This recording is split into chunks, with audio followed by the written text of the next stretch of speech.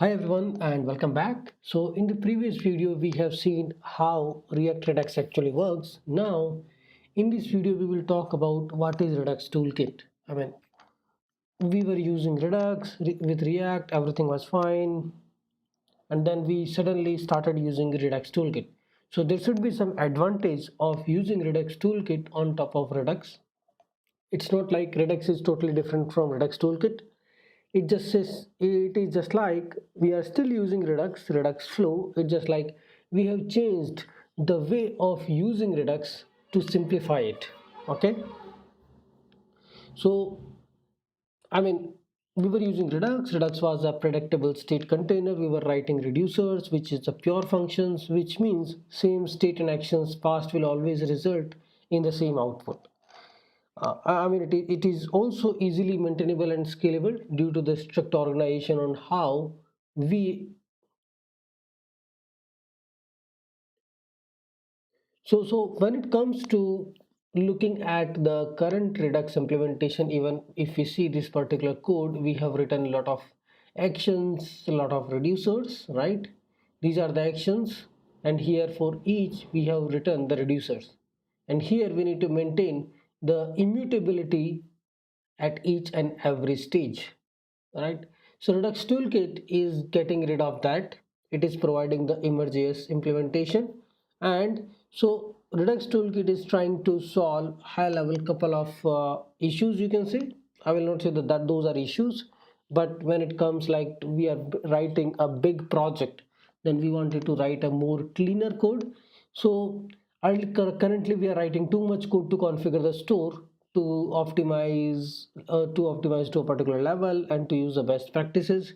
We are writing too much boilerplate code. Like even in the reducers you can see too many lines of code we are writing to make it immutable. We are writing too much actions, and reducers makes it more complex. Do you see, like, for compost I have created different actions and then particularly reducers, and then combining all the reducers, creating the store. So it's like if we talk about the big projects, I will be creating actions for each and every, maybe a container component, and then reducers for them. So Redux Toolkit is trying to reduce that by just using simple utilities. It's not like we are changing the flow, we are changing the structure. It's like that we will start using the dependency, another dependency, which is Redux Toolkit here.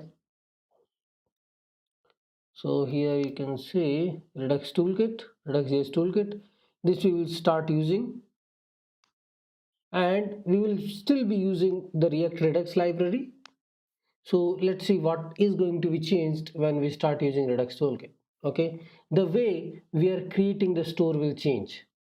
Okay, so first of all we'll just install the Redux.js Toolkit either through npm or yarn, and now it is providing all these APIs. So configure store, a new way of creating a store. We can create a reducer.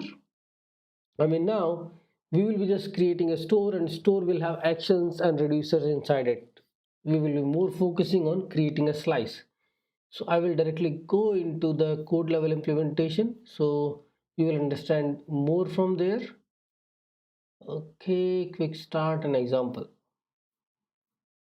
So here, create store is converted into configure store. You just pass all the reducer object, okay, here, and then you just pass the store same way in the provider.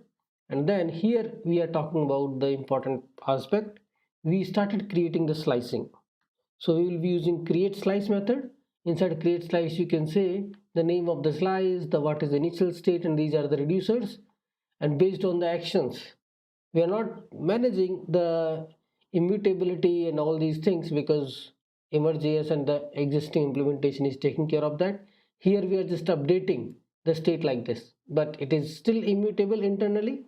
We are just updating state.value, state.value, state.value. So here we don't need to maintain, okay, this is the current state and this is the new state. By using spread operator, object.assign, array.map, filter, or all the immutable implementations. Okay, let's first talk about this. So what are the changes? You can say we instead of create store, we are using configure store, and then we are passing that store to the provider that we were doing earlier. Now we are using create slice, right? And it contains the initial state and all the reducer functions, and then inside our component we will be using use selector and use dispatch.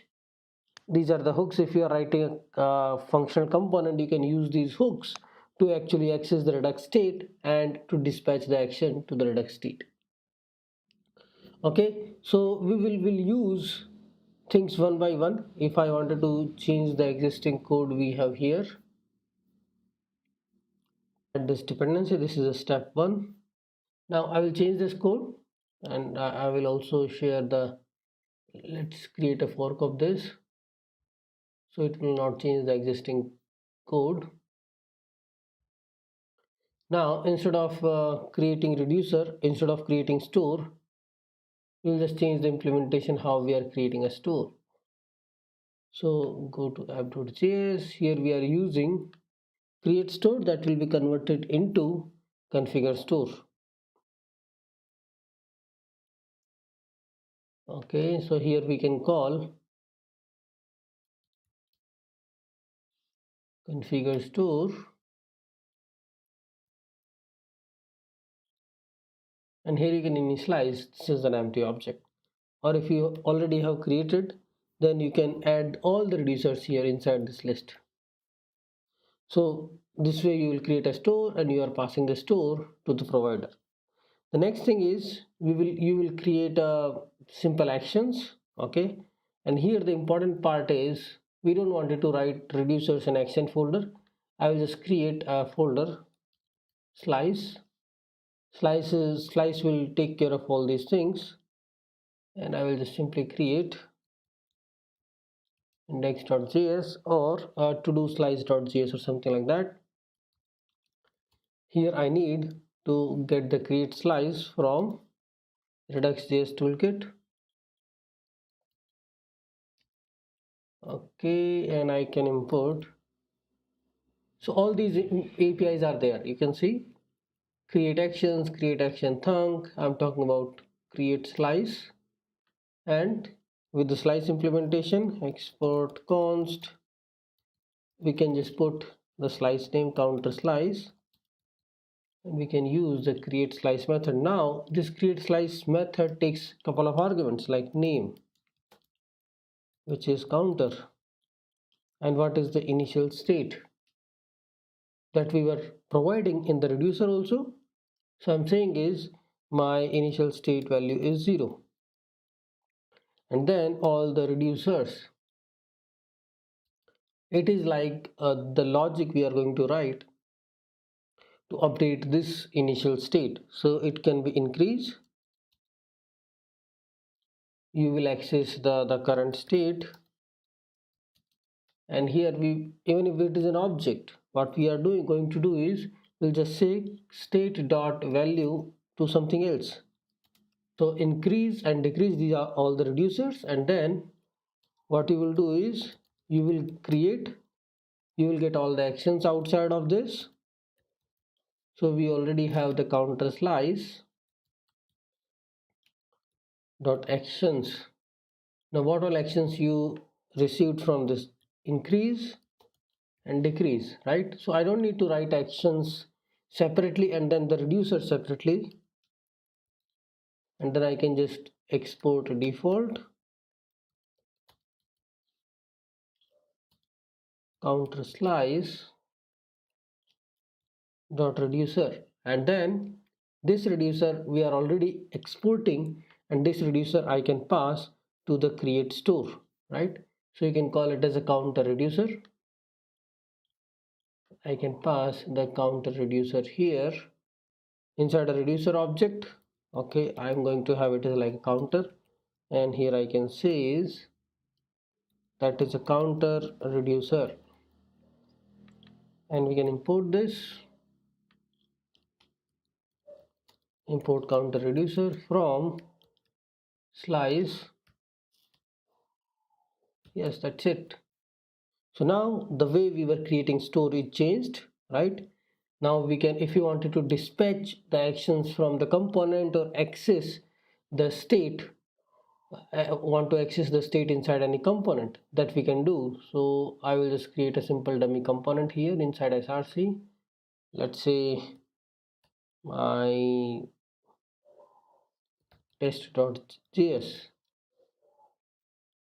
I mean, we just wanted to see how the things had changed.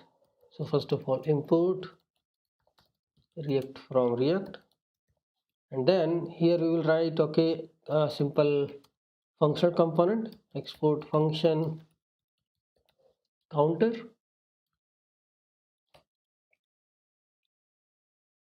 So this is our simple functional component, and I will use these use selector and use dispatch utility. Like use selector is there. This we can use to access the state. Use selector, I do have access to the current state. From that, state.counter dot value. This is how you can access the state. Export function. Now if I want to dispatch something, then what I can do is I can use const dispatch equal to use dispatch. This is another hook we have. Why they are creating warning, leave it. So inside this, what we can do is we can just, okay, let's say simply I'm just displaying the count value. So counter or simply count value I can display, and here I can add on click action.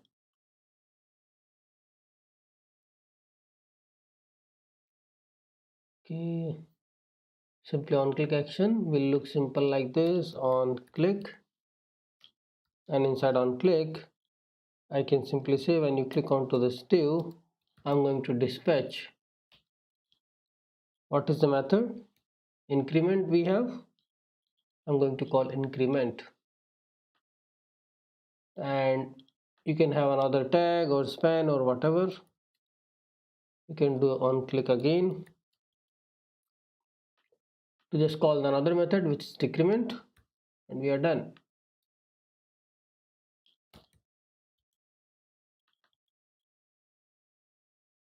So what is the conclusion here? Now everything is reduced to a simple slice. We are creating a slice, we are defining all the reducers, right? All the functions, we are exporting them as actions, and then we are exporting those to the outside so that I can consume them wherever I need. And here I'm exporting this reducer.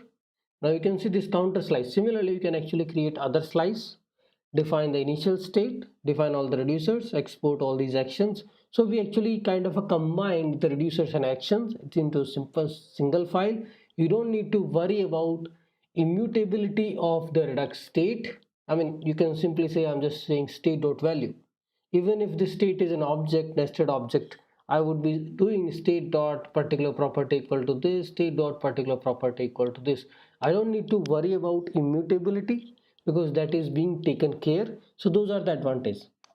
I mean, Redux Toolkit is a great option for both beginner developers and who wanted to reduce the amount of boilerplate we are writing in the Redux. It allows us to write cleaner and more readable code while keeping the Redux flow pattern. I mean, we are not deviating from the Redux flow pattern. We are still using the same pattern. It's just like we started using the different methods, configure, store, uh, different way of dealing with the sync APIs, and started writing slices which combines the reducers and actions. Okay, let's see more examples in the future videos to understand more about Redux Toolkit.